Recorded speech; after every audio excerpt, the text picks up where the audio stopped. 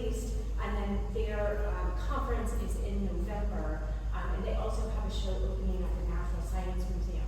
So it's really great collaboration for us to be able to pull that together for Houston. And this is their fourth year doing art, and they've done Washington, D.C. and Chicago, and now here in Houston. So we're super excited about that.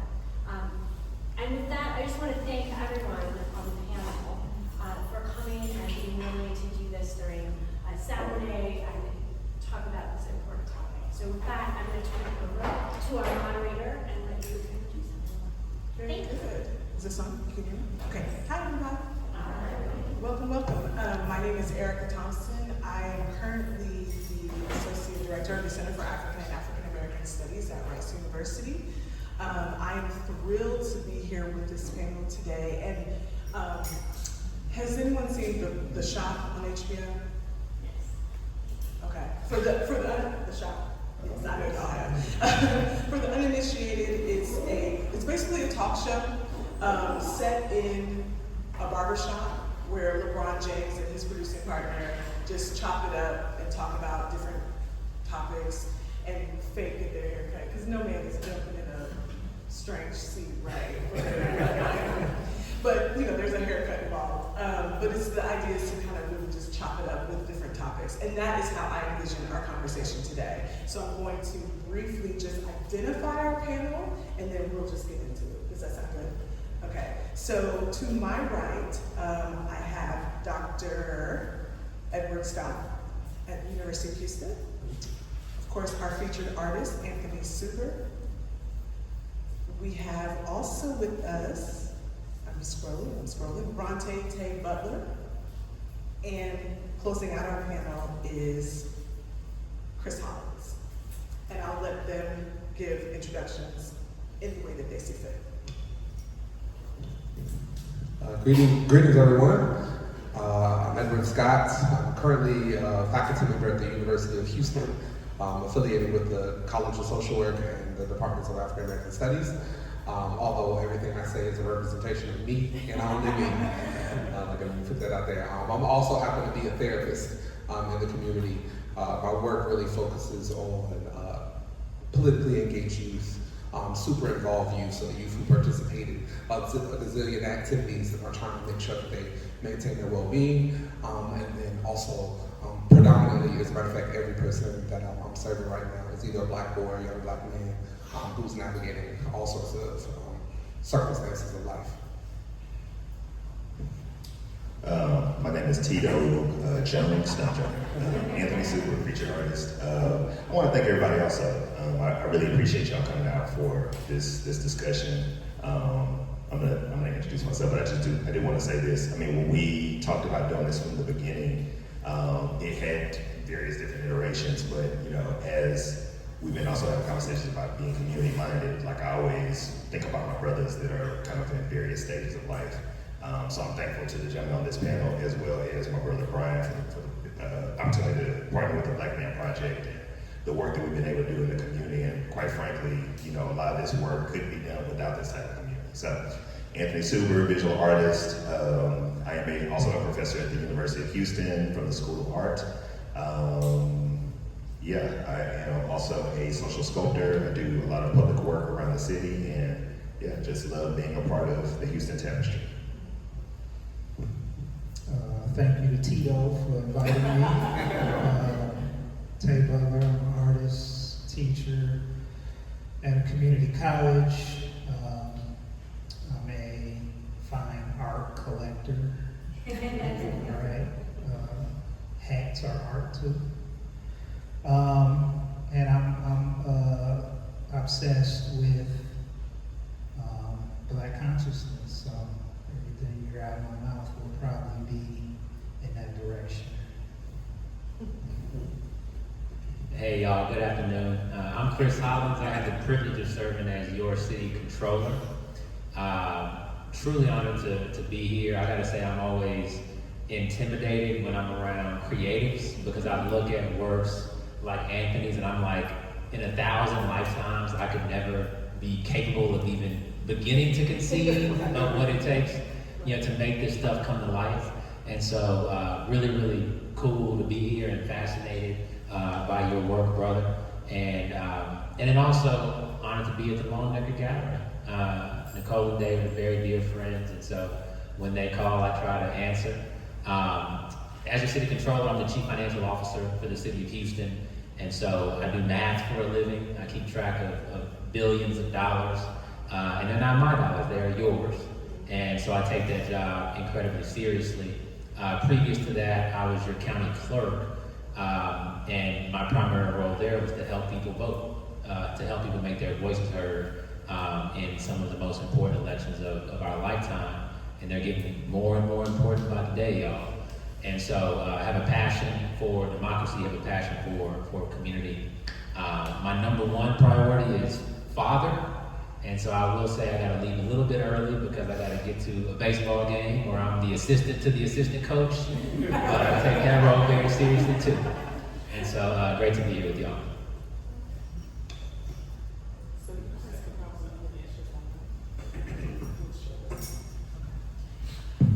So to start us off, and we're just going to jump in, I want to read an excerpt from a book I'm currently reading, which is Black Thoughts by Mr. Tomonoshi. If you haven't heard of Mr. Tomonoshi, Tomonoshi is the Nanta Klumba, former NFL athlete turned multi-hyphenate creative, Martellus Bennett. He's written pretty prolifically, but this particular book is the outcome of a conversation we had with Angela Davis. And I thought it was a good frame, or a good way to frame our conversation. He writes, I've been Black my entire life, obviously, and being a Black man in America is a deeply layered experience, shaped by the infrastructure that keeps this country upright. He goes on to name Carter G. Woodson and Booker T. and Baldwin and Du Bois. And then he says, what Black people need in this moment is different from what they envisioned. Yet the soil of America that I stand on still bears the same fruit that the soil they stood on produced. Not much has changed, but everything has changed. And so in a Black feminist tradition of locating oneself, I'm using that to ask you all to situate yourselves in this current context, and then we can talk a little bit more about that. It doesn't have to come a warrior, just whoever wants to reach tonight. Okay,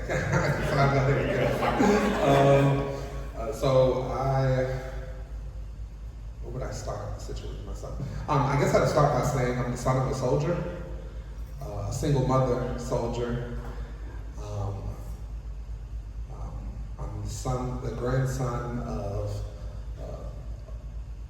a daughter who was born on the Nat Turner Trail.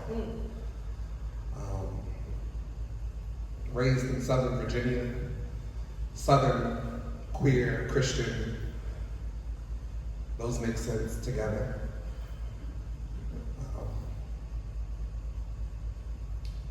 A nerd, a Black nerd. I show up soft. And yet I've had several people tell me I'm one of the strongest people they know. I show up curious and compassionate. Yeah. I'm trying to show up free. I'm trying to learn how to do that. That's where I start. Do I have to go next? I want to start with that notion of curiosity because for me as an artist, I'll say just as a Black man, that's just, to me sometimes that's a hard place to access. And for so many of us, I feel like we find ourselves in that station of life, but we're stuck at that bottom tier of, you'll hear me probably talk about Maslow's hierarchy of needs. A lot. That's something that just kind of it lives rent-free in my brain. This idea of imagination, curiosity, none of those things can come before you meet your your basic needs. And so for me, I'm always trying to investigate ways of getting into that space. And so for me, like my mythology is based in that I have also I've spent a large chunk of my life, so I am from East Texas. My family is from East Texas. My mother's family is from Crockett. My dad's family is from Palestine, Texas. And over that time of being a child, like we had a lot of historical conversations in context of where the family came from. And for me, of course, I had to do my own investigation of what that meant for me. And a lot of where I have arrived, and you can see it in my work there, has always been something about communication to me. And so my mythology is really rooted in how we communicate to one another. And I was talking to my wife the other day about this notion of like where we come from, and I was laughing because I kept telling her, like, I know I come from these particular roots, but I have a time travel problem. Like, I'm always trying to venerate the past and look at the future, and that's heavy, you know what I mean? So I feel like that's a bit of who I am as a person. I feel like as an educator, I'm trying to teach people how to travel time, and you know, we'll talk more about, I guess, with some of the other questions about the work, but like this notion of who we become is really shaped by like these experiences that we have. And so for me, a lot of that was shaped by trauma, which I'm sure a lot of us can relate to. But then also like, what does it look like to mask that trauma, or watching the people around me mask their trauma? So much of that mythology, so much of that origin story of who I am comes from that space. And then just honor my family. Like, I love my family, I love my friends.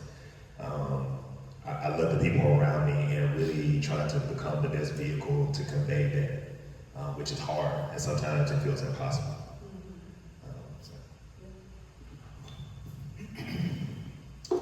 If I'm situating myself, I am starting at my 21 years in the military. I went in straight out of high school, and I retired in 2019. And there was no, I didn't come from a patriotic family. It wasn't a family, it wasn't family currency to be in the military. It was literally just, I had the option to play basketball or stay in the hood, and I chose the Army.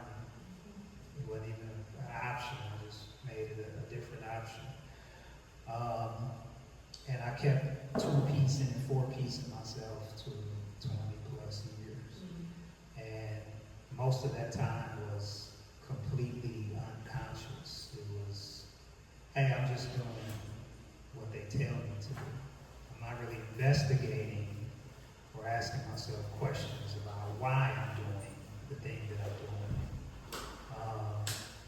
It's not until I retire and go to grad school that I'll start to question all of that, where I'm from, the movement of my family from Mississippi to Milwaukee, all over the United States. And so if I'm situating myself now in this burning obsession with Black consciousness. How do you see, how do you understand where you are and what you're doing? And my work is completely tied to that. My work exists for no other reason than to manipulate your consciousness. If it sells, cool. Let me not say cool, because I need y'all to start buying some stuff. I can't keep making it and taking it back to the studio. We're going to run out of space at some point. But until y'all ready to start buying it, the only purpose for it existing is your consciousness. And to do that, I have to situate myself as a truth teller. To be a truth teller, that means that I have to sacrifice some relationships. I have to upset some people. I have to challenge some things that you believe. as a 21-year veteran, it's difficult to tell my brother that we serve Empire. That was our job, wearing that uniform. They don't want to accept that. They want to accept that, hey, I took care of my family. Two things can be true at the same time. Right. You can feed your family and serve Empire at the same time. So, you know, I since I situate myself there, it's a roller coaster. Some days I get love, some days I don't. Some days my work is appreciated, other days it's ignored. Some days my Instagram posts get a lot of likes, sometimes they get DMs of vitriol. But I'm gonna keep doing it regardless. Y'all see why I'm intimidated? You know, I, like all of us, am, you know, a product of who created me. I am a fourth generation Black Houstonian, raising fifth generation Black Houstonians. I live in 3rd Ward, which is where my dad grew up, which is where his dad grew up, which is where his mother grew up. My great-grandmother did her best. My granddad was her oldest son, and he finished Jack Yates, never went further than that from an educational standpoint. And you know, by the time he reached retirement age, he was making it by selling insurance door to door. He raised 5 children along with my grandmother, you know, in a 2-bedroom house. At the same time, his younger brother was able to go much further and became the first Black OBGYN in the state of Texas. Delivered half the Black babies in Houston, you know, for a generation. That same kind of concept applied to my grandparents' children. My father was the oldest. He finished at Jack Yates. He did not go further educationally.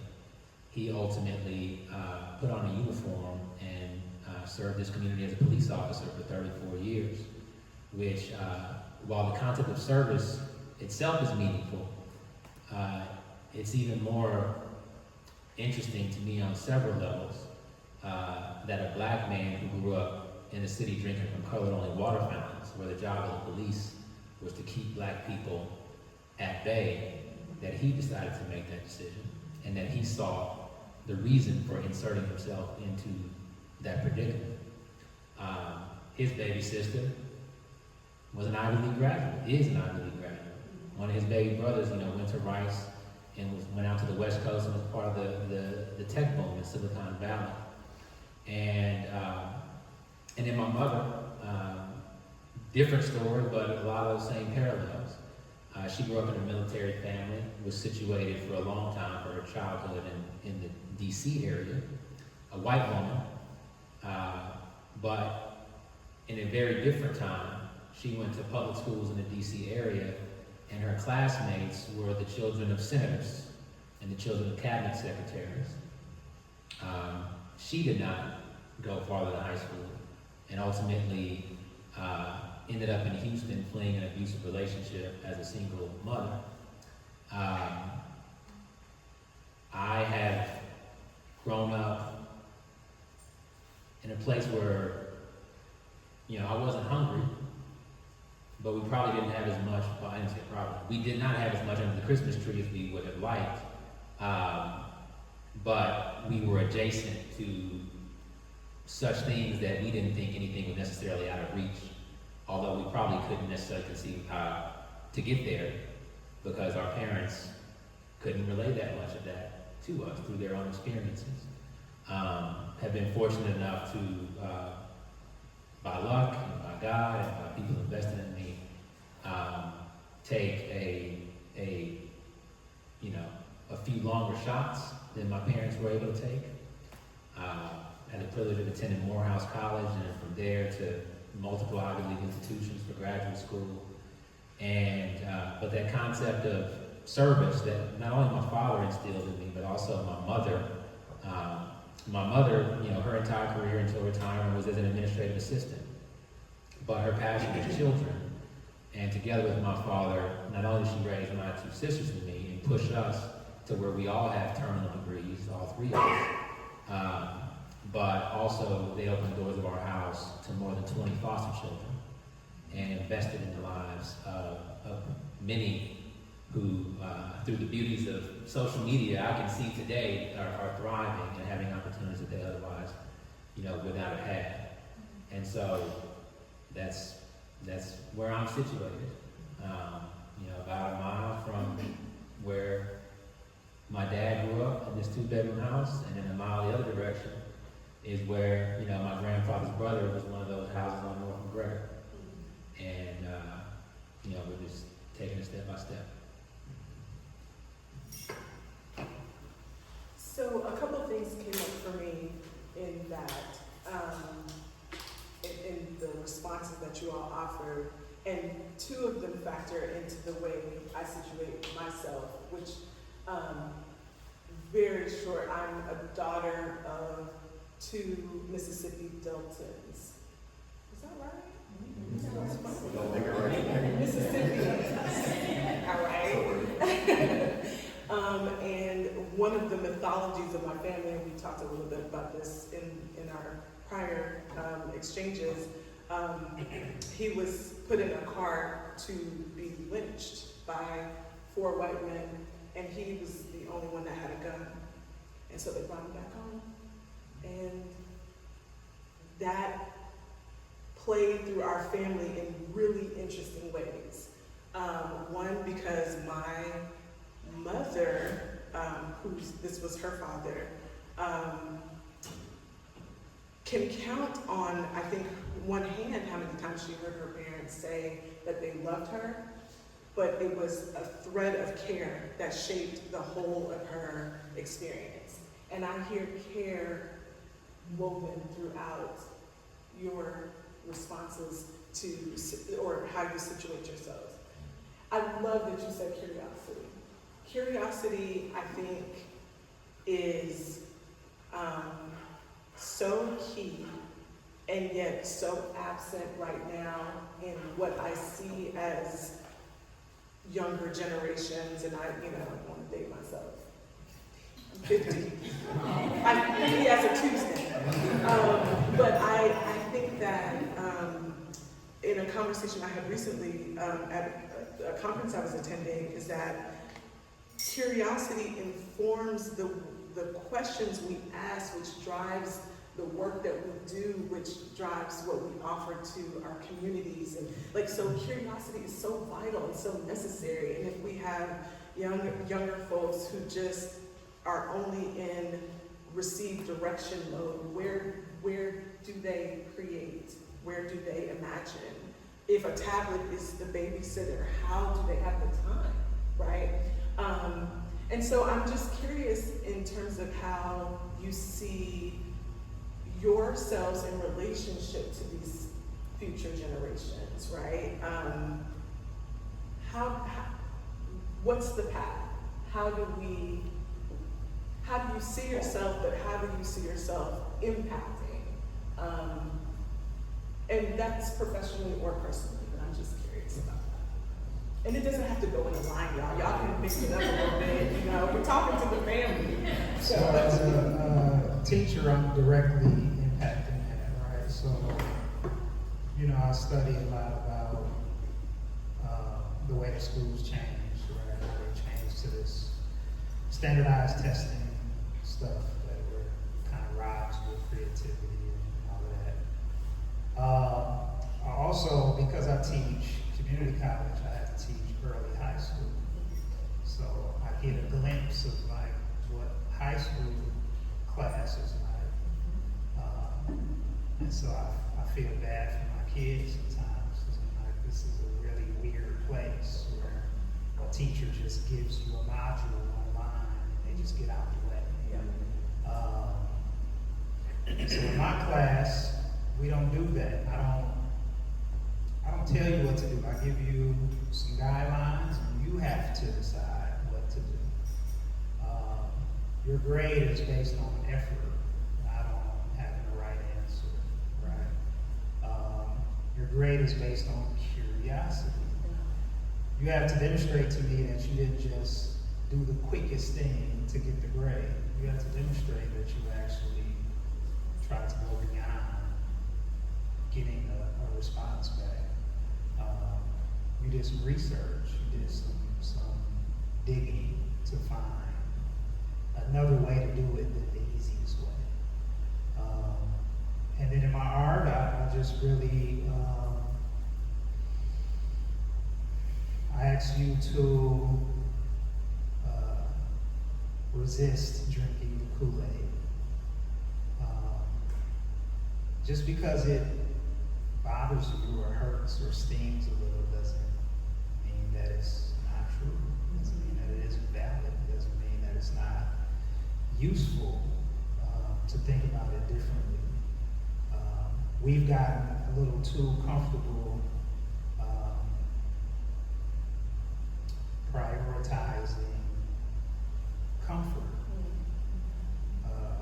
Being comfortable, staying comfortable is more important than curiosity. It's more important than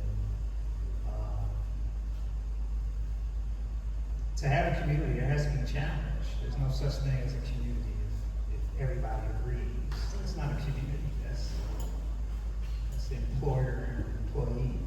That's another situation. It's not a community, right? Like there has to be conflict. There has to be things of that nature. So we have to be willing to struggle. So that's where I'm always thinking about.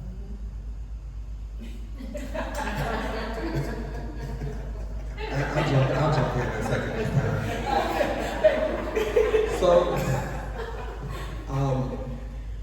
I love this question. So I'll anchor into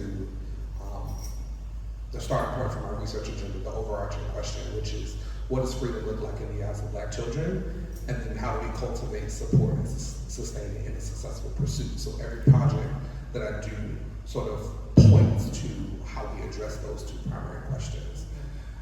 And so when we go to the research proper side of the house, I'm really interested in narrative and storytelling, and the way that we sort of excavate the healing and promotive potential of storytelling in the lives of Black children. So like because I'm a therapist, we know that narrative therapy is a thing. But when you look at like the research on narrative therapy, it's mostly white folks, white samples that are represented in that literature. But we know that Black folks have been using stories as a way to communicate values and traditions and beliefs and to heal one another for quite some time. And so a part of my research agenda is to set out to figure out how do stories work, right, for Black children, and how can we teach them how to tell and exchange stories and hear one another's stories in very intentional ways to try to promote their healing. And so baked into the way that you capture a narrative or build out a narrative if you're expressing your own is that you have to be able to ask questions. You have to get curious. You have to notice or call for details, right? And so that's something that I'm trying to nurture through the research. And then when we step into the clinical space where I'm directly engaging young people, again, that's about hearing their stories, but also trying to get them to vision cast beyond the moment. So I spend a lot of time getting them to look at a point in time that they can't see yet, which often requires them to then point to other references in time. Whether it's things that are happening in their life that are working for them, things that they've seen before that are working for them, or pieces of other people's stories that they've heard that they think can work for them, and try to figure out how to transfer it into their own lives, right? And this is the notion of like multiple discourses, but all of it leans into like asking the what if question, right? Well, what if this were to happen? Then what do you think you could do, right? Just leaning into possibility, I think, is so important. And also, I'll add as a footnote, when I'm working with parents who are trying to help their young people be well, spending a lot of time talking about how risk is not a bad word, right? Because we actually need for young people to take risks in order to promote healthy development, which means encouraging and fostering curiosity, right? And the idea, now I don't want you to go out here and do anything that's gonna risk your life, right? Right, but if to the extent that risk is simply engaging in something for which the outcome is unknown, asking somebody to prom is a risk. Yeah. Right? And so when we actually shrink it when we step back from catastrophizing, right? From the worst that's possible is going to happen, and lean into, like, what is it that you're interested in trying that you might not necessarily do well at? Then we can realize that baby is really good at badminton and I didn't know it, right? Or that baby's an artist, right? And I didn't know it. Or that baby actually can rap and it's not a fluke dream. Or maybe it is a fluke dream, but I still want them to engage in it because there's expression there, because they're talking about possibility there, right? And so those are the things that I try to encourage, is how do I get them to tell their stories? How do I get parents to encourage healthy risk taking, right? And then how do we create space so that if they start to fumble, they know that they're gonna get caught. I'll just talk a little bit about my views as both a parent and then an observer. And I'll start off with saying something where I know I'm a hypocrite, and that is that these things are not good for us. Mm-hmm. And there is so much beauty and opportunity in technology, but when people, and especially those whose minds are being shaped or should be being shaped, are spending so many of their waking hours in a place where, frankly, they cannot use their mind to manipulate the real world. We leave a lot on the table. To your point, if they're doing something, which again, hypocrite, because my kids will pick up the thing and play Roblox, and I'm like, go for it, I'm gonna go breathe over here, right? But if you're even playing a game, right? If you're playing a game where you cannot fail, that teaches you something. Mm-hmm. It teaches you something about your confidence levels, your fears, all of those things. And when I listen to, my kids are 8 and 5. When I listen to the 5-year-old teachers give me their recommendations for what they need to be doing, all of it is in the real world. All of it is trying to observe something or change something, and learning to live. And so much of, again, when we pull out these devices, we're escaping from real life in a way that can be soothing, but then in a way that very quickly becomes problematic. Switching over to observation side a little bit, because I think I do this well in my personal life, particularly for boys. It's for everybody, but particularly for boys. They need to know that somebody loves them. And I hear the idea of never hearing it but feeling it, or experiencing it, and that's fine, but they need to hear it too. It needs to be made plain and be made explicit. And especially,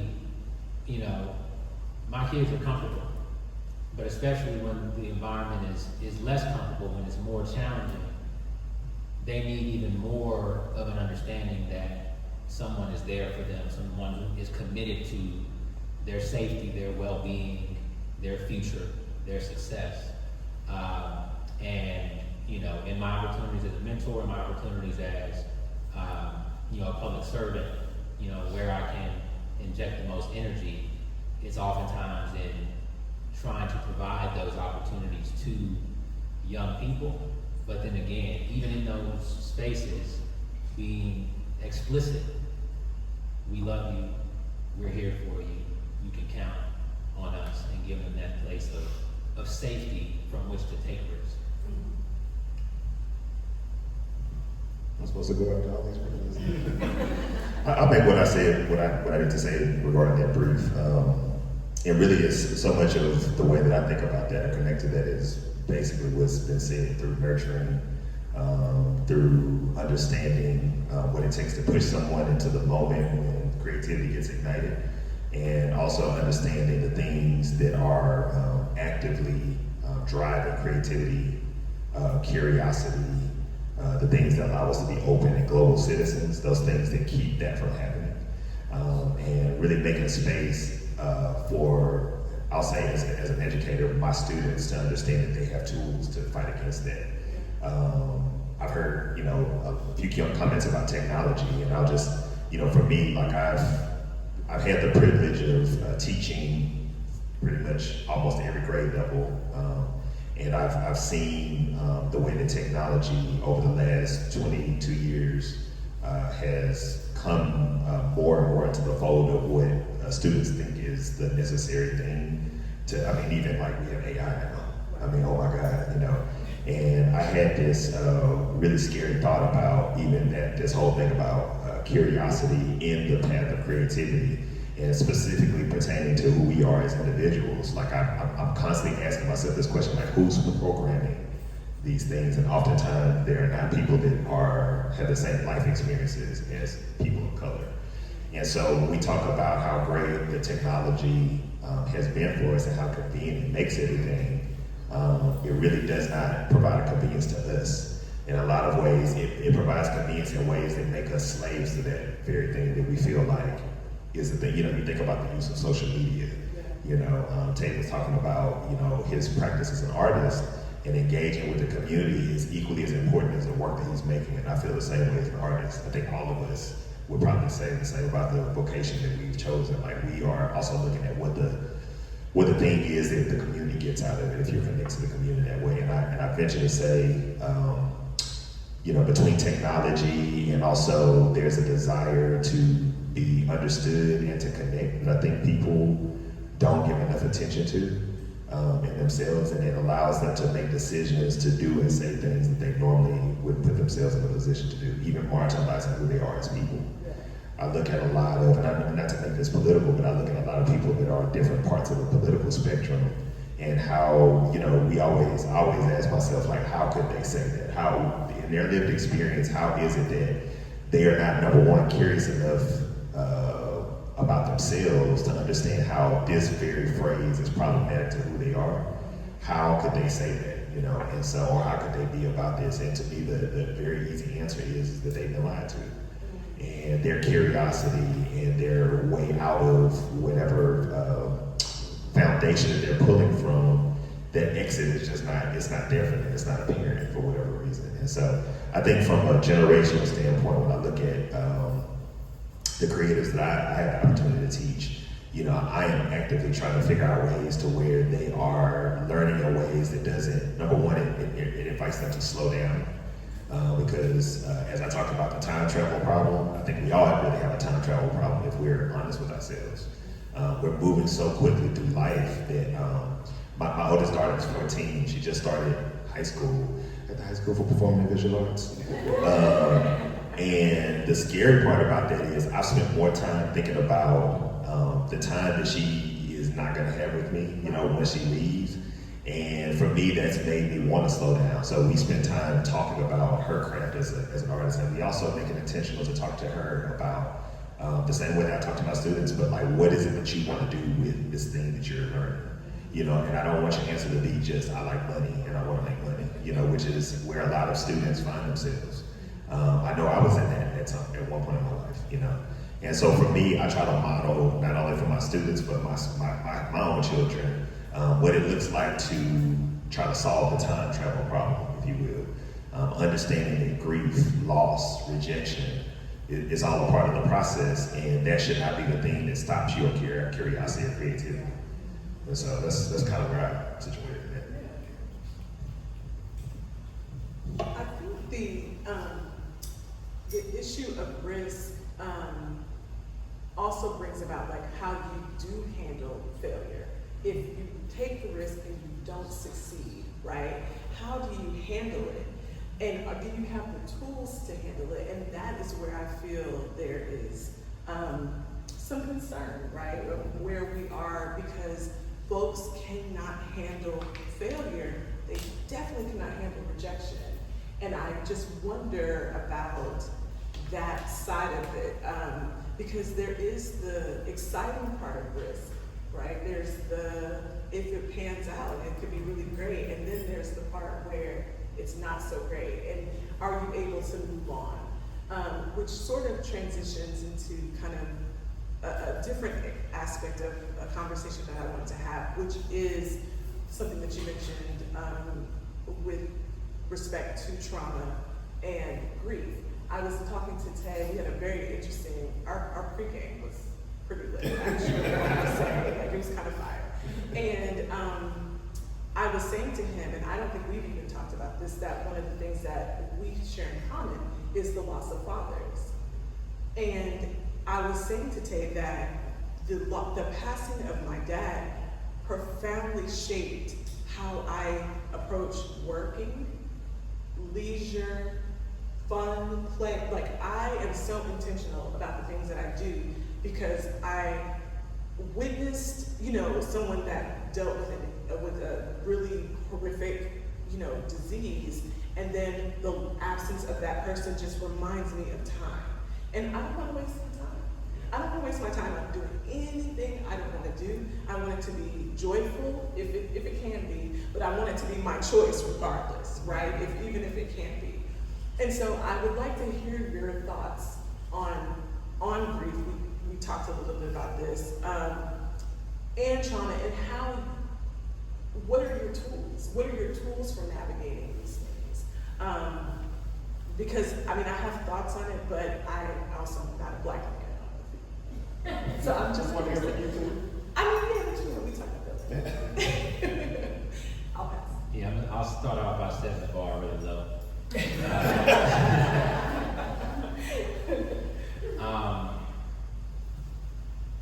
I've been incredibly blessed, particularly when it comes to the health of those around me. I've now lost all four of my grandparents, but every single one of them, saw at least late 70s. Both of my parents are still, with me in retirement. Of course, starting to, observe the passing of time and starting to time travel mentally to say, hey, how can I grasp, what's left? And so when I honestly sometimes feel left out of those conversations when we're talking about trauma, because I've been so lucky. Again, I have lost family members. I have had, friends, acquaintances who have departed before, you thought it was just their time. But it hasn't been that gut-wrenching kind of loss that I know so many have dealt with. My third grade daughter lost 2 of her classmates in the Mystic Bloods, right, this summer. And attended 2 services and took my daughter to one of those, and that was her first funeral of that nature. But there were so many who were much more deeply affected than me and my family. That said, when I think about the idea of a failure, of losing something, of coming up short,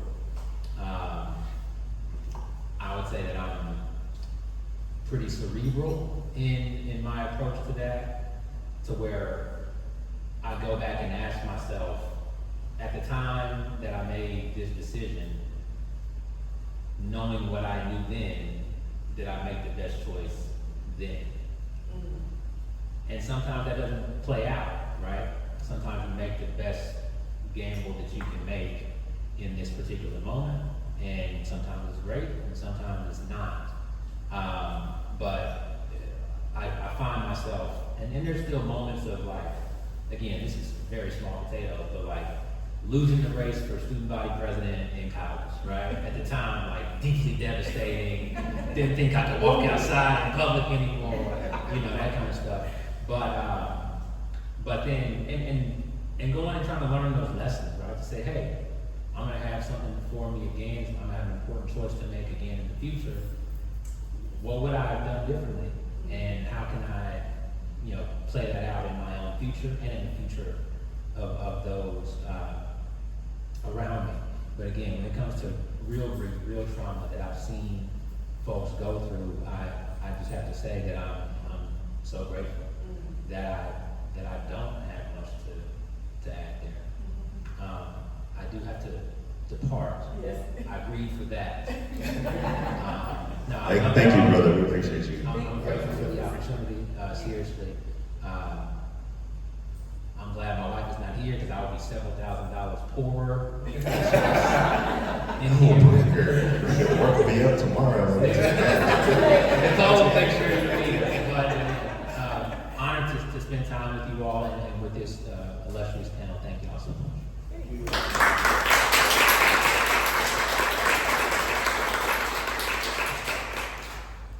I could jump in. And I feel like you and I had some really great discussion. But Chris, thank you again. So for those of you who know me, so I lost my dad, I guess it's been 3 years at this point, 2022. And wow, so when Chris was talking about his grandparents, like I'm, not to look at it in such negative terms, but I don't have any grandparents anymore. And I have one parent, and she's here right now, my mom. And it took me a while so as we talk about grief, like for me, the passing of my father signaled a new era of me expressing myself as an artist and the stories that I want to tell. And that's kind of around the time I started thinking about the time travel problem, like this idea of like, as a people, our time is really marked through joy and grief, and if you really think hard, most of the either pleasant or traumatic filled memories are associated with a time in your life, and so it becomes a reliquary of your Brian Seneca. It becomes a reliquary. He makes fun of me because I use the word reliquary, but like it becomes this holder, this holder of like important things in your life. And for I'll say for Black people, for us, a lot of times we're seeking to have more joy than trauma, but in so many cases that's not true for us. And so that includes the passing of family members. And so I actually was thinking about this morning also, like I had what I call a very unpleasant conversation with my neighbor. So we live in a neighborhood where there's people that are retired, a lot of really beautiful, it's a multicultural subdivision I'm bringing home. But like this connection of what grief looks like in family or for yourself can also extend to your community. Like in the last year, I've lost my neighbor who was behind me, Black man, he had just retired, was a coach. Brother loved us. I knew he was outside. Mr. Eddie would be smoking those cigars and we would be talking. And just one day he just wasn't there. And it was like recently, it was this summer. And I remember him talking about his retirement being this thing of joy for him. I lost my mentor last year, Floyd. And I'm still, when I tell you I'm still dealing with that, I'm embarrassed by the fact that like I have not been more for his family, but selfishly, he was the representation I had as a Black man who was almost a placeholder for my father in a lot of ways. He's the one who told me, you need to get out of here and use what you have. And so, my uncle died this year, and it was a shock. Like Uncle Ronnie to me was vibrant, and he's an older gentleman, but like looking at those examples, these are people that I've venerated in my life for one weird reason or another. And for me, that grief is hard because, one, a lot of times going back to a point that Dr. Scott was making about having those tools, I don't know if you were saying that, Erika, but having those tools to deal with it sometimes can be very difficult because we're dealing with life on top of that. And, that was one of the reasons why I also started looking at that hierarchy of needs as, a way to really understand and map those approaches of how I should be spending my energy, and I'm still in the midst of it, and so I don't understand exactly how to allow those things to exist for me in a healthy way. One of the ways is this artwork that's around you. Thankfully, at the time when my father was sick and passed away, I was working on some exhibitions, and so much of this work is an expression of the conversations that I had with him, the men that were around me, my family members. I have this piece behind me called Cosmic Exposure. It has a note in it that I wrote to my past self, and I talked a lot about the trauma of the losses throughout my life that I just didn't expect at such a young age. Yeah. The other thing dealing with trauma is that, we use that word to really contextualize what it feels like or to try to describe what it means to lose someone. But as Chris was talking about earlier about losing student council, what does it look like for us to lose opportunities? What does it look like? I've been watching wholeheartedly with just curiosity, but also like, what do I need to do to stop this? But I've been watching the deposition, the deposing of Black women out of their roles across the United States, and that is not cool, and that's also something that we should be grieving as a community. The fact that we have people that are not only capable of being at the table, but also the people that we need to make our own table, they are now being tasked with, now they got to deal with, well, I've lost my employment, I've lost my station, and I got to figure out how to take my resources. So it really, to me, echoes outside of just our own experiences of grief. And I think sometimes we have to be honest with ourselves and understand that, like, we're dealing with those things that we lose throughout life, and that meets us in a way that I think sometimes our counterparts may not even be able to understand. It's a weight, and so going back to what I was saying, trauma and grief are really they are those markers of time, and I think paying attention to those also is a responsible way to also be able to teach generations after us. So there's a legacy piece to that as well. There are two things that are coming up for me in response to the question as I remember it. The first thought is related to the concept of self-authorship.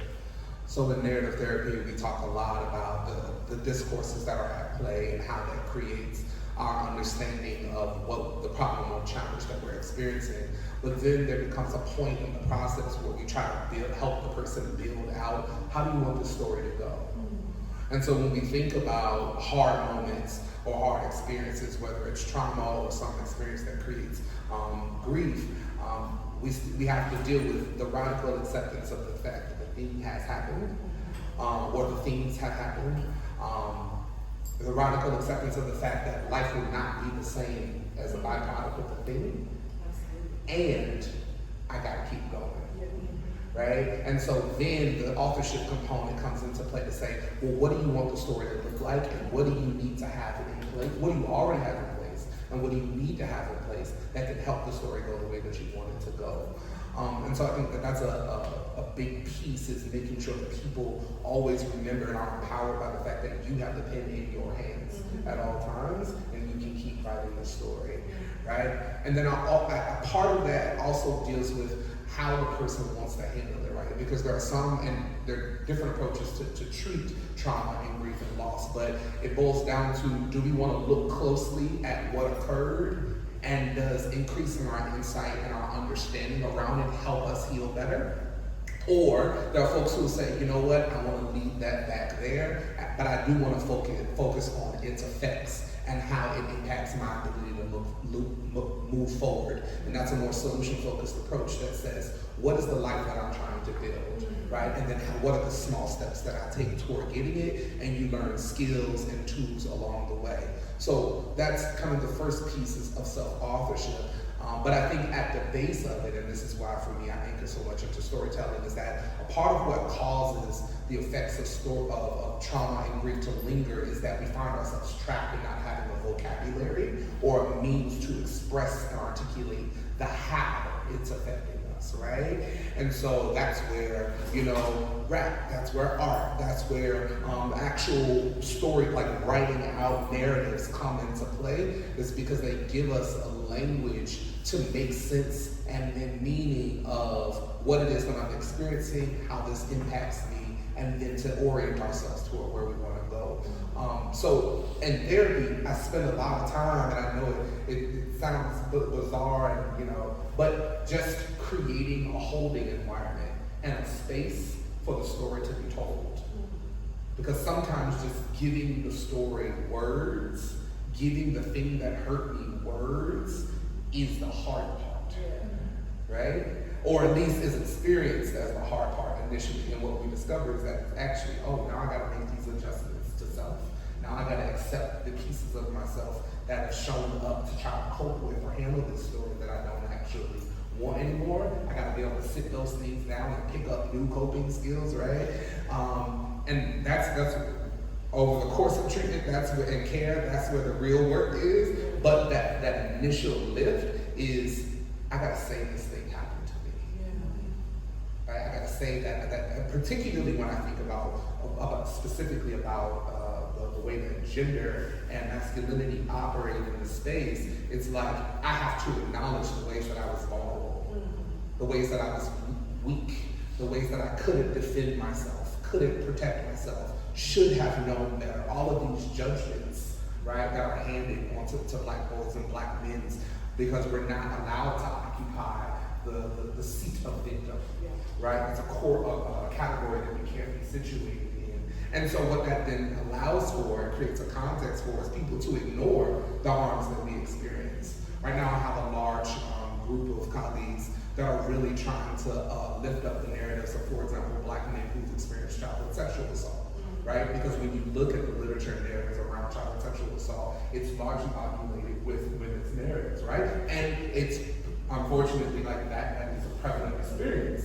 And why is it that all of us have multiple clients on our caseloads, multiple black boys who've experienced similar things? And when after they share the story, it's you're the only person I've told. Right? So a part of what we have to do is create space for the story to be told and then figure out, okay, now that you've shared the story, let's try to figure out how you're making meaning of this story. How does this shape the way you understand yourself, the way you understand the world and your ability to form healthy relationships in the world, make connections in the world, establish healthy habits in the world, and then what do you want to happen next?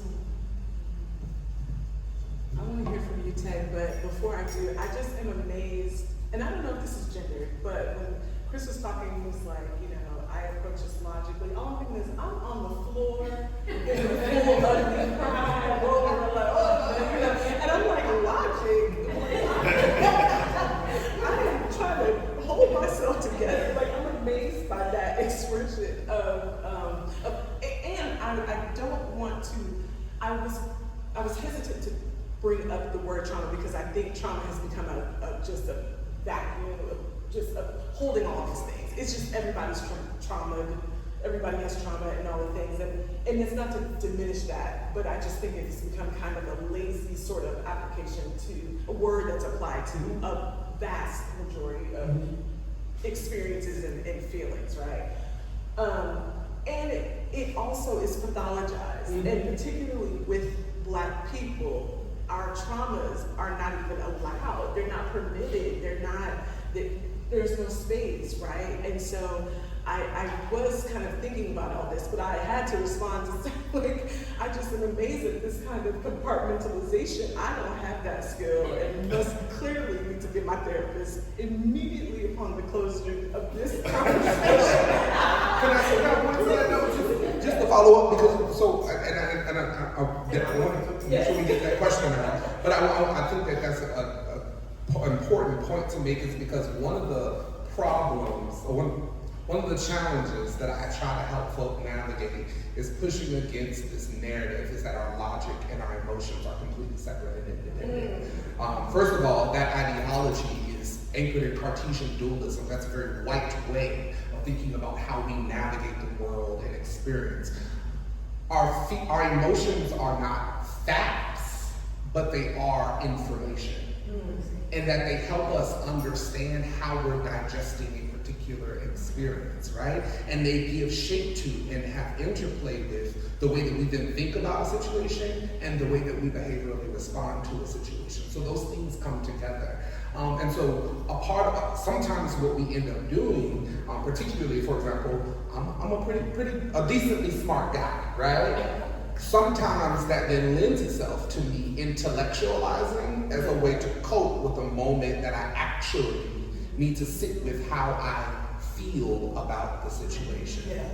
Right? I need to learn how to handle the hard emotion and the discomfort of what's happened. But because thinking about something is safe for me, because I do that well, because it's more comfortable for me, that's what I like. Right? it's okay to lean into that for the purposes of riding the wave of the emotion, but when you detach yourself from the emotion of it, you're segmenting out a part of yourself that actually can help you inform and learn how to develop the resilience that you need so that vulnerability is mitigated. Is that making some sense? Absolutely. Yeah, so there's a balance to be struck when we talk about the relationship between the way that we think about the thing and the way that we feel about the thing, and the idea that, when parents look at the kids and say, get out your feelings, pause. Like, let's slow down this moment and talk about what that child actually heard, right? Because what happens when they have a hard feeling and they need you to be able to sit in the feelings with them? Yeah. Come on, Ted. You take the cross. I do.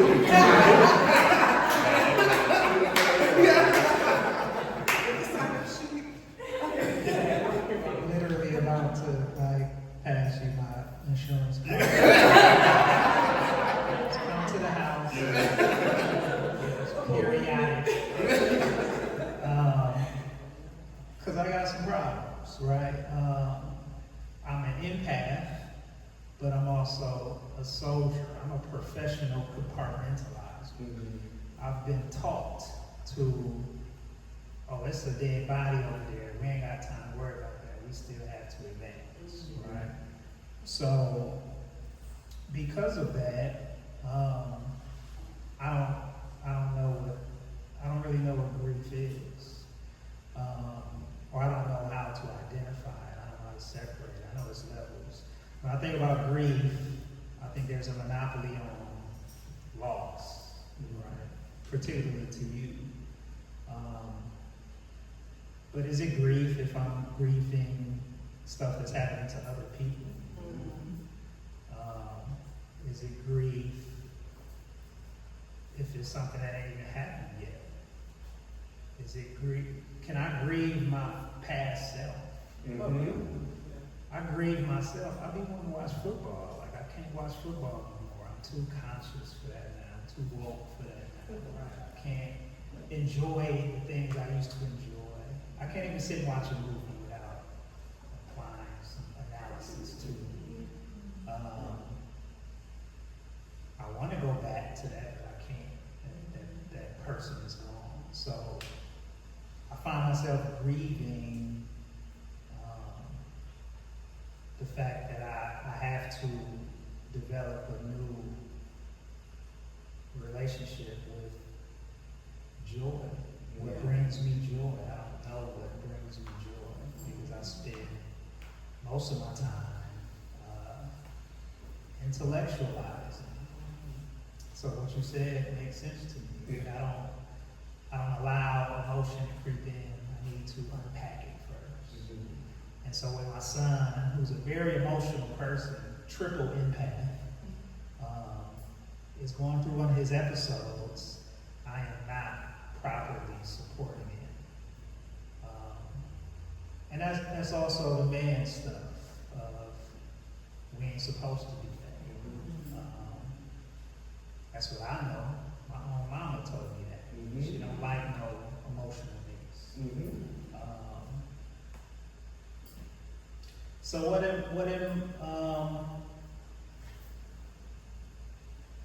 how do I identify and figure out that emotion when I can't even touch it, I can't see it or feel it or grab it or slow it down. I just choose silence. It's the best thing that I can do. Because if I speak, I'm just going to start throwing buzzwords. I have to go with silence. So this morning I had to do some reading. I had to try to figure out what grief even means. I'm lucky too. My mother's still here, my father's still here, my grandmother's still here. So I haven't had any, major losses that would put me in that emotional standpoint. So I think more than anything, I have these little micro grieving sessions of like other people's situations. Or if I look at Palestine, ugly stories you see on the news, I can't get past that, and then I eventually get past it, and then I go back to the books, I go back to the intellectualizing. So I need you to come to the house. Does your work address any of those issues? Do you delve into any of Too serious. I don't. Oh, what about your piece for Juneteenth? Bro, are you serious right now? This brother just so we were. What about the piece, the post? That was very grief laden, brother. Like, I mean, can you talk about that a little bit? Yeah, I paid some homage to a mentor of mine who committed suicide 1 year after retiring from the military. So yeah, I guess in that way it's a little miniature reflection of the grief. But even that situation, I didn't allow myself to grieve. It was like I started placing all of these intellectualized analyses on the pathology of being a black person serving in the military. To be black in the military is to be at war with your own people. So that was how I intellectualized his passing rather than feeling the grief from that passing. I don't know how to feel grief. I'm going to automatically turn it into a learning lesson. Come on, God. So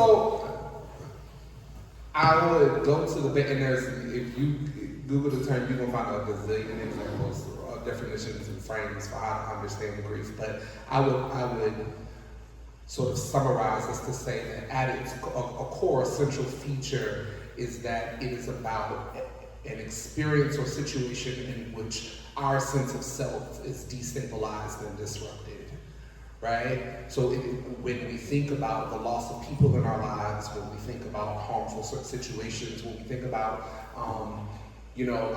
when Kamala Harris was not elected to be president, many people grieved that moment, right? And that is because the question that came about is, wait a minute, what do we do now, right? And sitting with all of the implications. And I say that not necessarily as an endorsement, but as a way to talk about how that becomes a hard moment because you have this narrative in your mind about how the story is going to go. And here's the key piece that actually instigates the grief. There's this identification with that narrative, right?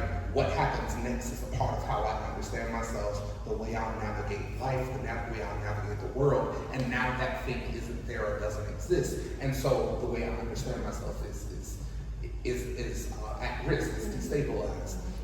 And so it makes sense to me, right, that even in an experience where you created this art piece, right, about someone that you cared about that died by suicide, that because we're able to kind of step back from it and say, we're going to call this a memory, and we're going to talk about, and we're going to use it as a site of analyzing the relationship between Black people, empire, and service, that as long as I don't identify with this narrative, as long as I don't make it proximal to me, I don't have to sit with it and feelings associated with it. So what you're saying makes sense to me.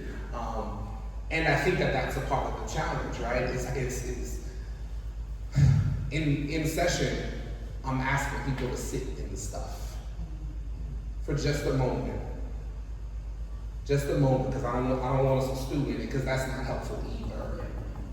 Stewing in it ain't helpful either, but we gotta name it so that we can talk about how we're going to reclaim the narrative and re-signify the narrative, or give the narrative enough meaning, a meaning that's useful to our purposes, right? Sometimes one of the questions that I end up having to ask is, how helpful is it for you to think about it that way?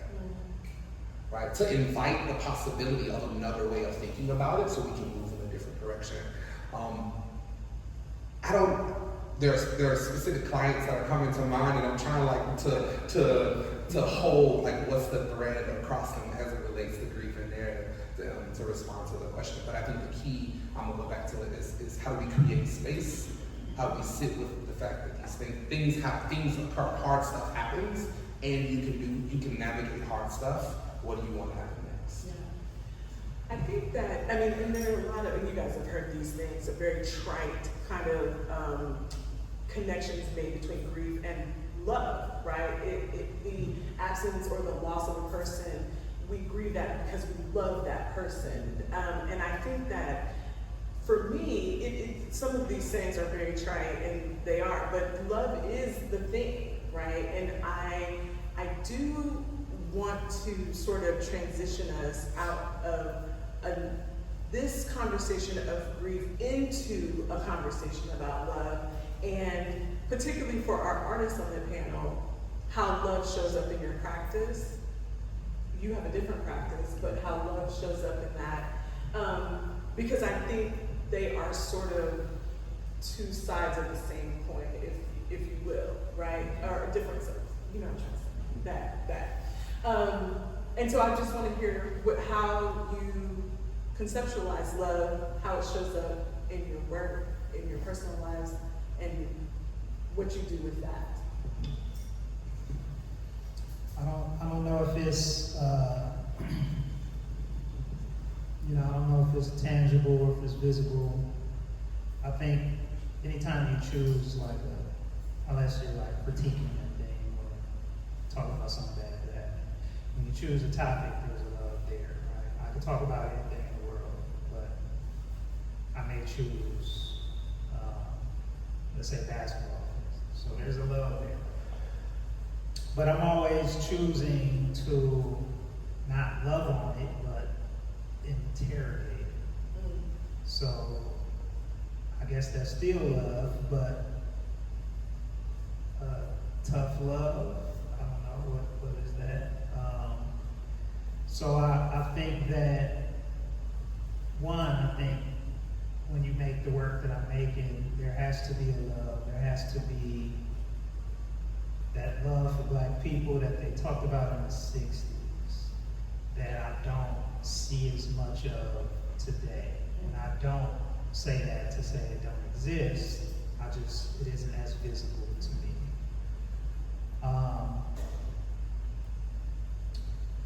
Everybody loves Black people until you have to live around Black people.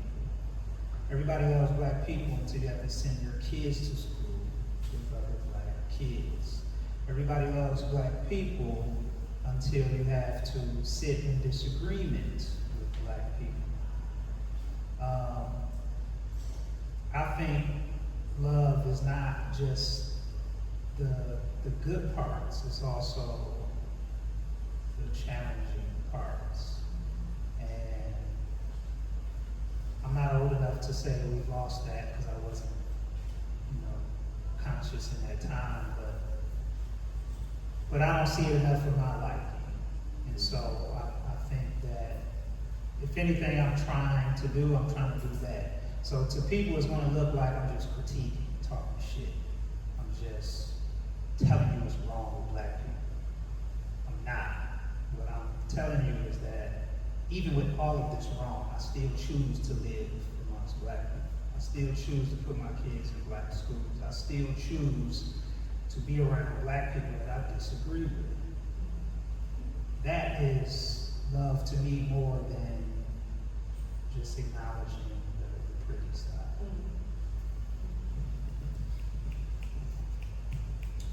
What he just said. Now, for me, I mean, that's a really interesting question because I don't think that before, maybe even a few years ago, at least in terms of intentionality, I wasn't really thinking about love through my work other than the narratives that I was hoping to imbue my work with. I consider myself an Afro-surrealist / Afrofuturist, which means you have to have a certain degree of imagination to visualize what it is like for a culture, a race of people to progress and to love on themselves without the tether of someone else's will and want. And so for me, that's one way in which I choose to love my people.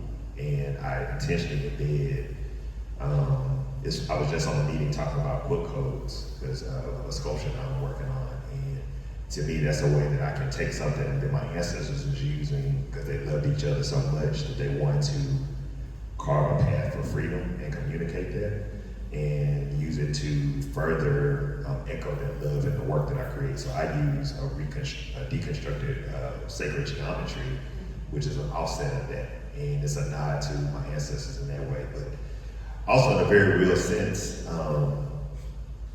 I celebrate the people that are around me in the work. And so in even this show, I have 2 or 3 pieces that have people that I love and honor.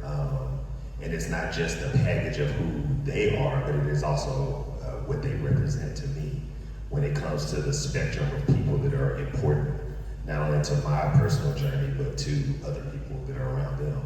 And so for me, that's an opportunity to love on the folks that are around me. And really, I just think this as well. I think the onus of artists is to create through interrogation, through beauty, through whatever it is, but it is our responsibility to have moments, because we're creating these 3-dimensional, 2-dimensional expressions of who we are and we're communicating. But I think there's also an imperative for us to almost create a moment where people can see joy, where they can see pain, and then understand what it means to have joy through that pain and that reflection. You know, for me, I also intentionally am, you know, I always, you know, talk about my work as a time capsule. And so I always think about the people who are not here. You know, the work that I'm creating, I'm hoping that at some point future generations will look back and understand, kind of like what Tay was identifying, there is historically a loss of community connectivity, I guess is a, you know, for lack of a better way to describe that, in the way that we saw the generations before us, you know, for various reasons. One of them is technology, and the way that we connect is not the same way that we used to connect. It's spatially, right? It's spatially, yeah. And so I try to make it a point to in my work for people to be able to slow down. I mean, it's one reason why my work is so complex also as an artist. Like, I want people to slow down and look at those different things, those different meanings, because that is also my way of having a conversation with you. You know, I think that there's just a great weight with whenever you're talking about artists that we have to be able to, you know, if you kind of pull on those emotions. I was just talking to one of my students, one of my grad students, about this idea of she includes the work of her son or the image of her son in her work, and I think that that's. Do you mind if I share a little bit of it? But this idea of what we connect to as artists through our personal lives can be positive or negative. You know, as in Tay's situation, he was talking about basketball and interrogation. The way that she shared about her son, to me, is there's a reflection on the totality of his humanity, is the way that I saw it. And I think that is an ultimate way to love on somebody, where you can literally reflect on both. I mean, like, as parents, if you're a parent in this crowd, you understand, like, your love for that person is not just defined by those good moments. You know, and that echoes, that is a lesson, both spiritually, terrestrially, of how love actually permeates everything that we do and who we are as beings. We have to understand that there's 2 sides to that coin. You know, and the opposite of love is not hate, in my opinion. You know, or the other side of love is not hate. It can be a partner to it in many ways, but I think there are other things that we can put in place. Reflection, historical veneration, they're all different things that we can use and utilize as an expression of love that does not require the Western understanding of what love is. I'm going to actually riff off of the one of the phrases that you just said, which is expressions of love, because I think that's often what I have to anchor into when I conceptualize love. Not to drift too far into my theological life, but I'm currently in seminary, and so one of the classes that I'm taking, we're getting an understanding of creeds and what we're supposed to teach in ministry. I promise I'm gonna walk this all the way around. But one of the things that we were asked by the professor, Dr. Davis, she was like, what's the one thing that you want to teach as someone who's serving, right? And so I sat with that thing for a while, and we're all having this moment of reflection. And I land at, it is unprompted by the way, but I land at God's love for us is beyond anything that we can comprehend. And for whatever reason, God has decided we deserve it. Right? And so my conception of love, I think, is so elementary in comparison to what love actually is, in part because of what my reference point for what loving looks like, right? And so I lay that as the foundation for where I'm starting, because what that then means is it's not so much about a individual action or a sentiment. In fact, I try to disrupt this idea when I'm working with clients about this idea that is it a feeling or is it a behavior? Is it a verb or is it a noun? I think it is a totalizing regard and posture toward people that desires and that governs our engagement, rooted in compassion, rooted in care, rooted in service, rooted in humility, right? But notice I'm naming features of the thing because I can't quite put my hands on or conceptualize the totality of what the thing is. And so instead, on a practical, clinical level, stepping out or perhaps moving from the theological to the practical, when I'm talking to young people who are having challenging relationships with their parents, and they're like, well, I just feel like they don't love me. A part of what I'm having to do is ask them for the indicators. What would let you know that your parent loves you more than they already do? Right? To get them to try to name what it looks like and how it would be different. And what I find is that a lot of time, people haven't sat with the question, like the young people haven't. They just know that I think my parents hate my guts. Right? And a lot of times it's not that they actually hate your guts, it's that they hate some of the things that you do, or they're disappointed by, or confused by some of the choices that you make, right? But really, but really trying to push young people to be able to name what they're hoping to see different in the relationship and the dynamic that will register to them as my parent loves me. And this is when we get into conversations like people talking about, love languages, right? That's a framework, right? To help us understand how love might show up. And so that's sort of how I'm conceptualizing it. I think that how it then shows up in the actual work for me in the writing is making sure that when I write about Black people's lives, I'm very mindful of the way I frame us. Right? I try to step away from anything that could be taken as a deficit, anything that could be used to speak to our shortcomings. Now, this doesn't mean that I'm not telling the truth, right? Because it is not all roses, sunshine, and daisies over here, and we gotta acknowledge that.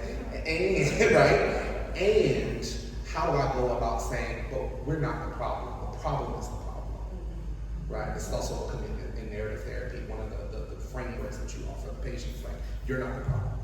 I don't care what anybody told you, I don't care what anybody said to you. You, as a person, are not the problem. You're navigating a problem, you're experiencing a problem, contending with a problem. You actually, more often than not, once we dig into it, are going to realize how much of a solution you are. And even that mode of engagement, it comes from a posture of love. I want you to see yourself in your best light. So I want to leave a little bit of time for folks to talk to us. So this is going to be my last kind of formal question. And typically in conversations like these, this is where folks say, what about your legacy? And I hate the conversation of legacy. I really do, because I think if you're walking around thinking about your legacy, something is wrong, right? I mean, for me, this is just me. I was reminded in a couple of the panels that I attended at this conference about the ways in which we do preserve for the folks that come after us, and the ways in which we honor those that have come before. And so for me, I think that my goal in life is to live in a way where folks say my name because I offered something to them, right? In my mind, that is legacy. It's not like my name was here, my name was on this building, or I did this, or whatever. But that someone has to say, or feels compelled to say that I'm doing this because Erika did this, or gave this, or showed me this, or something. That's the way that I conceive it. So, not being able to avoid legacy, but I'm curious about how you see your offerings to future, and if in ways in which that, wait now. No legacy type, no legacy. But I would like to know your thoughts on that question. I'm trying to avoid saying legacy, but that's what I'm kind of asking. I'll probably just be brief. Yeah, I mean, to be honest with you, so the idea of legacy is something that I have thought a lot about, but in maybe the context it's not so popular, in that a lot of times when you hear people narrate what legacy is for them, you just ask them what the definition of it is, they're going to talk about the way that you just kind of described it, like my name on the building, or I did this. But for me, I really feel like, especially as an educator and as a parent, I look at it as an opportunity to open as many doors as possible. And my legacy, it doesn't have to be necessarily attached to my name, but it damn sure would better be attached to the energy that I put out in the universe. So I have this theory about wins and losses, and for me, like, you can't avoid making mistakes along the journey, right? I think so many people, because their legacy is tied up in like artificial things, like buildings and things of that nature, like those things go away. But for me, like, the best way for me to conserve the energy that I put out to the universe, or I recycle back into the universe, we've been talking about from a spiritual standpoint, is for my legacy to literally be something that cannot be undone. And I think, you know, when I think about even just the connection I had to my own ancestors, they had to be intentional about how they navigated, because they could have been killed, they could have been whatever, to a point where their legacy just didn't exist. So their legacy, like, we have property in Crockett. And even though that's a place geographically, the stories that you hear my family, my ancestors talk about was so much more than buying property after slavery.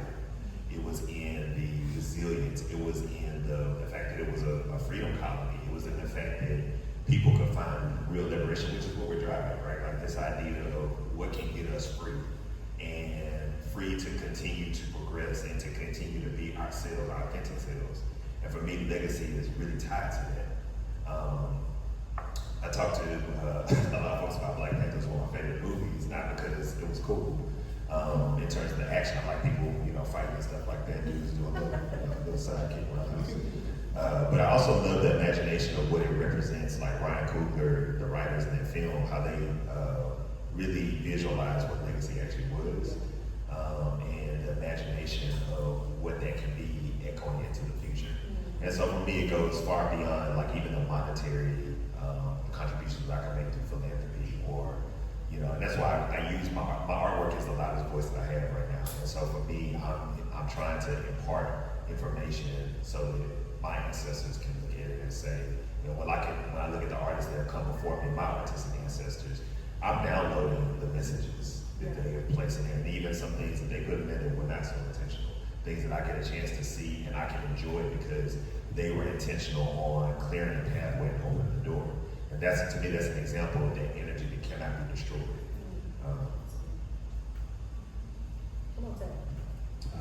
When we was talking about me being anti-panel, it was words like legacy that I'm not into.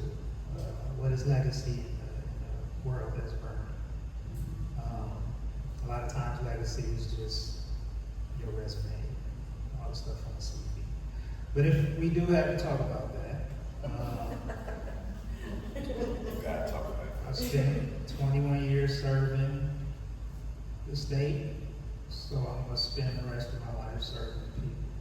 And it's not a slogan, it's in the way that I carry myself, it's in where I live, it's in my art, it's in the way I price my art, it's in workshops, it's in, you know, giving money to the homies every time I'm on the corner, or gas station. I don't need a rank and a uniform to be in service. So as long as that's what I end up being known for, I'm cool.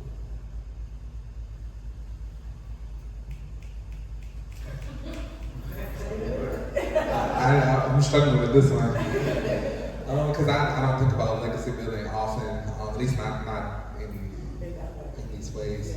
In more substantive ways, actually, I think is where the question is leaning towards, like substantively, like what do you want to leave as a legacy? I know that when I thought about, because I tend to think in like word associations.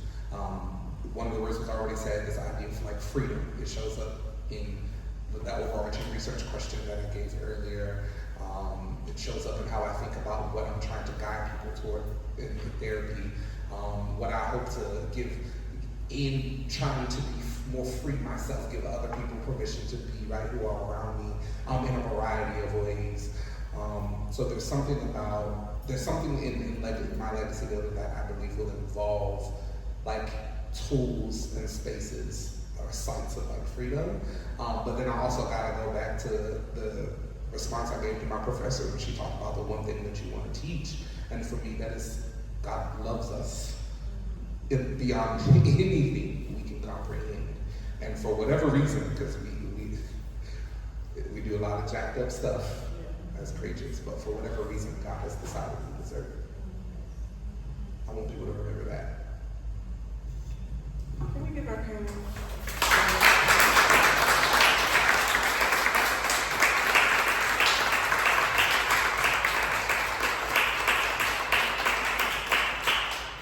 So we have a little time for some questions. I guess we can pass the mic and pass the basket. Whatever we want to do. Do we have any questions? Yeah, no questions? Thank you. And how about that moderator, y'all?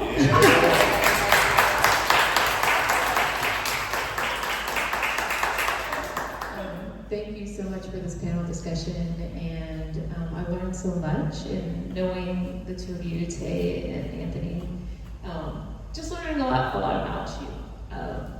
And it was something that you said in terms of like oftentimes we think of ourselves as the problem or the strength, right? And also as we talk about grief and how we deal with these things, and as a Black man, and how you all navigate, like I'm wondering, where do you find your strength? Because oftentimes you pour so much into so many, and it's hard, right? So where do you really find your strength?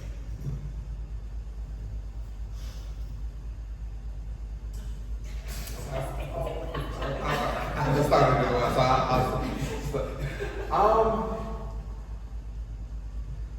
because I'm so churchy, a song comes to mind when I look back over my life. I bet things over. I can truly say that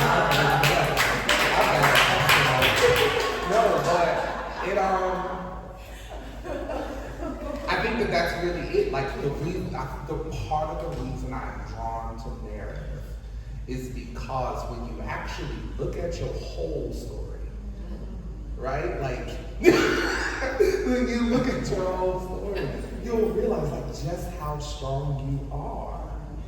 Like the number of hurdles you've been able to overcome, the number of ways you've been able to help other people overcome hurdles, right? Well, the evidence on youth development talks a lot about how you want to be able to build a strong child, teach them how to help their friends solve problems, right? Because it speaks to capacity, it speaks to competence, it speaks to confidence, it speaks to resilience, right? It speaks to an ability to navigate the moment. The truth is that we're all just making it up as we go. We are all just making it up as we go. And so when you realize, man, over the course of my life, I've gotten really good at making it up as I go.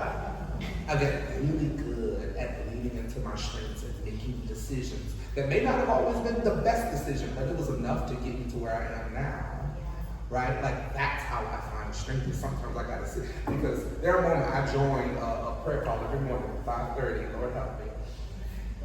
And there are sometimes when I get on that and it's just a prayer of lament. We got an orange man in this White House with all this power. We have a crumbling democracy, if that's such a thing anymore.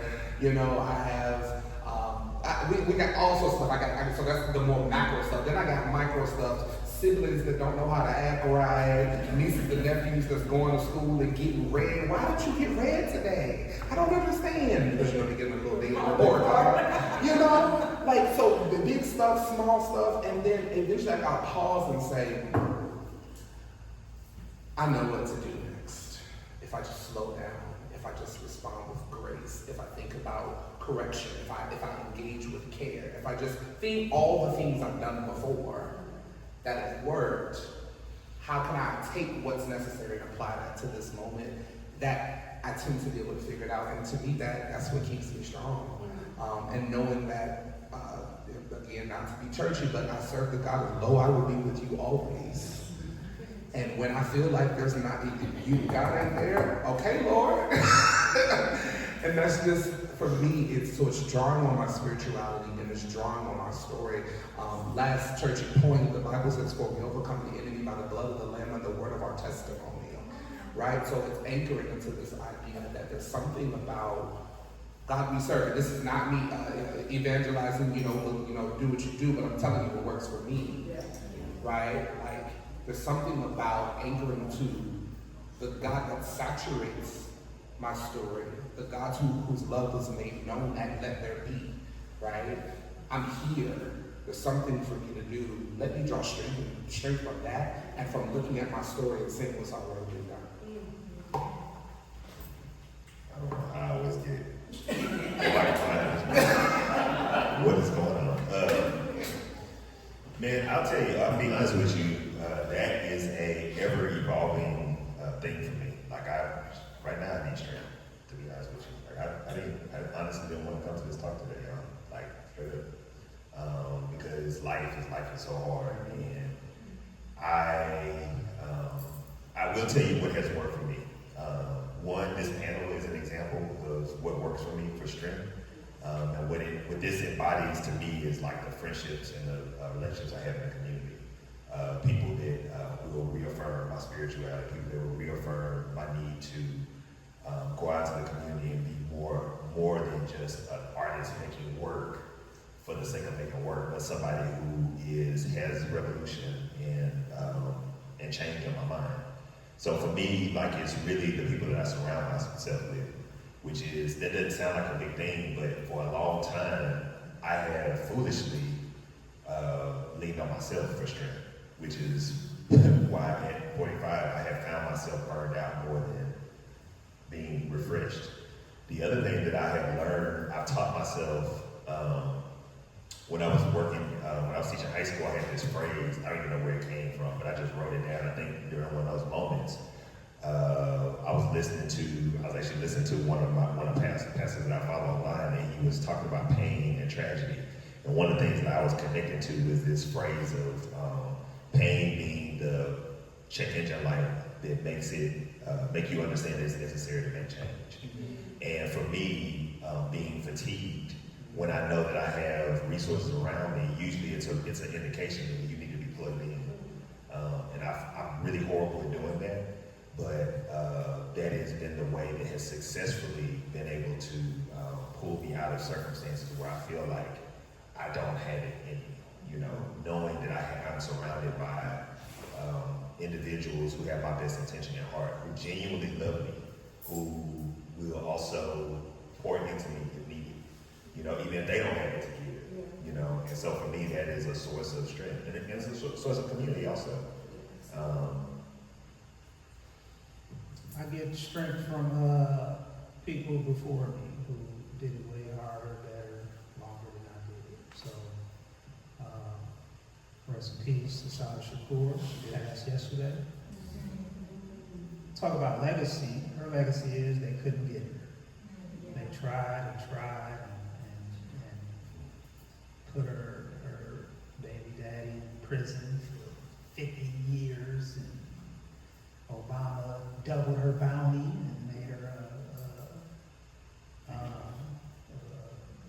#1 most wanted fugitive, but they couldn't get her. So we're gonna talk about legacy. That's the only legacy that type of, you know what I'm saying? It's just one person, so I don't want to romanticize it. But it's the idea that, you know, they went to the furthest capacity for what they believed in. So when I find myself feeling tired or whatever, I'll just pick a book up, do some reading, and then that usually gets me back right. I have a question. The mic is on. Yes. So it seems like the converse is the reality. I hear you say that, you know, I lean on my faith, I lean on literature and so forth, my ancestors. But I raised 2 amazing young African American men. But I'm often wrestling with the fact that they want to be isolated when dealing with trauma and grief. And I wanted to know, from your perspectives as African American men, is there beauty in that? Because it seems to me, I mean, clinically, what I read on the internet is that if you have prolonged isolation, it's more difficult to get out of the trauma and the grief. But is that a respite that should be respected, where people want to be, African American men, want to be in isolation? You know more than me.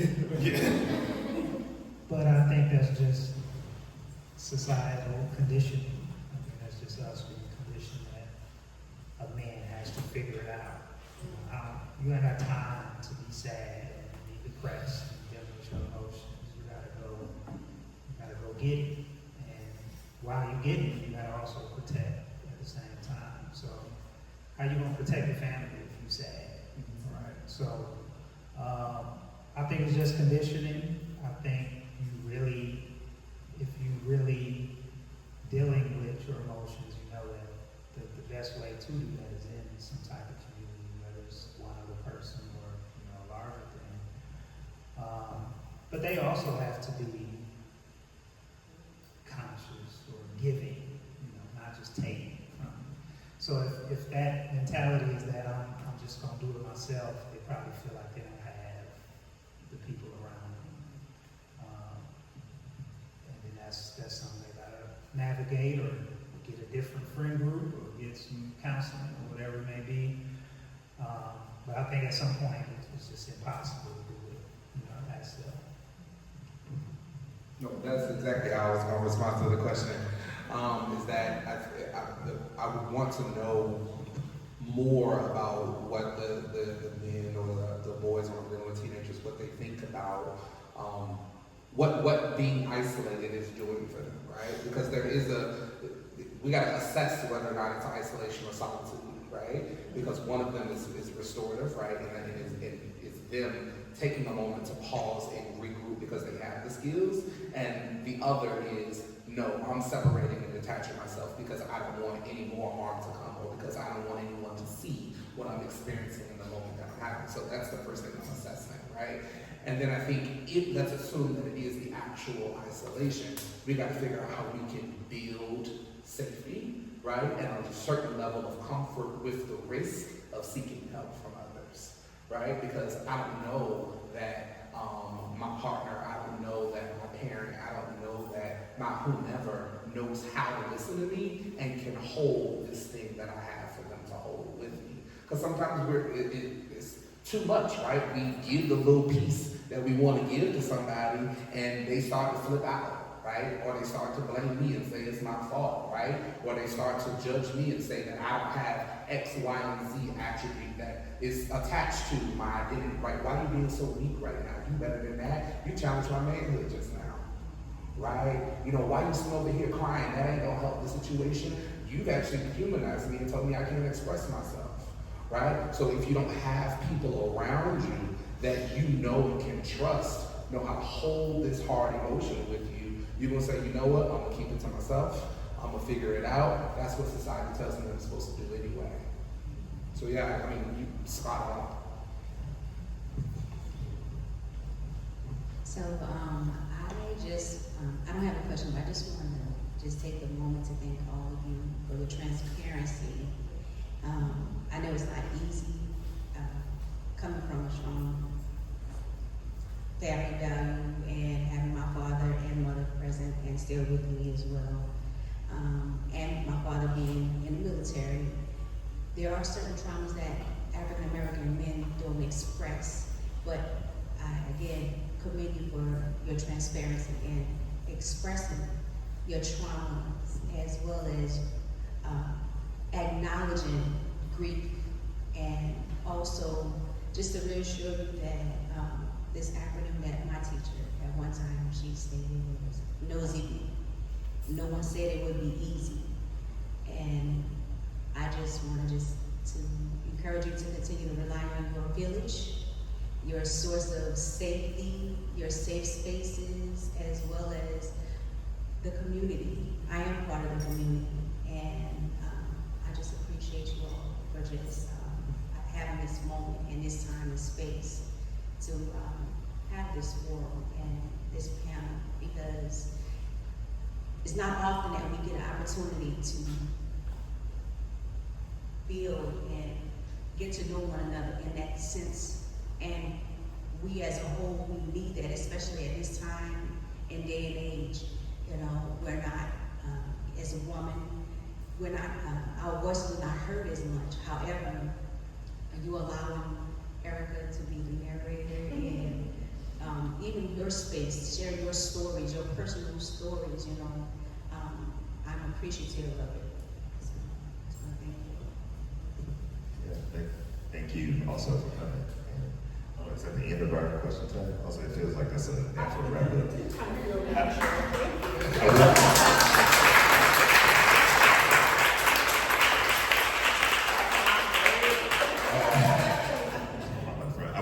I did want to thank Nicole and Brad. They literally just got here. Thank you not only for saying yes to this particular show, but for being fantastic allies to the narratives that I want to tell with the work. And thank you for just making space for this and just welcoming just this. Thank you.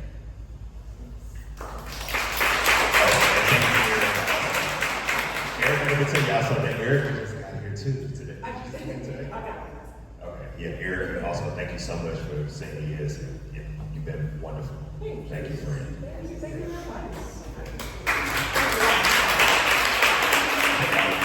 much.